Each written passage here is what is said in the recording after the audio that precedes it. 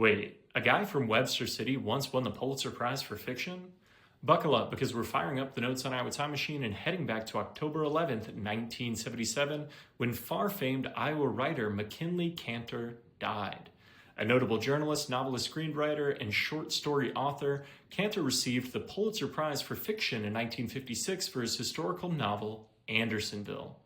Born Benjamin MacKinlay Kantor in Webster City to a newspaper editor mother, Kantor grew up with a love of words.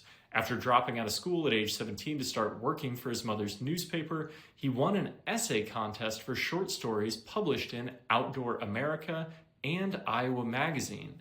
Following a brief stint writing pulp fiction and detective stories in Chicago, Kantor returned to Iowa to write for the Cedar Rapids Republican and the Des Moines Tribune. Breaking into a new genre with his first novels during the 1920s and 1930s, Kantor decided to move to New York City in 1932 before ultimately landing briefly in California. He achieved commercial success with his historical novel Long Remember and worked as a correspondent for the Saturday Evening Post and Esquire magazine during World War II. After the war, he continued writing, but also worked for the New York City Police Department for a 2-year stint. During the 1950s, Kantor finally found a home writing historical fiction focused on the American Civil War. After his first 2 works, Lee and Grant at Appomattox and Gettysburg, Kantor hit big with Andersonville in 1955.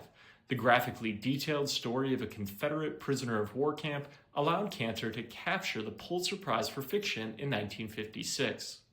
Thanks for coming along for this ride in the Notes on Iowa Time Machine with me, Dr. Kevin Mason. Where will history take us next?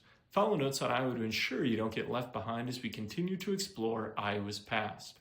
Thanks for watching.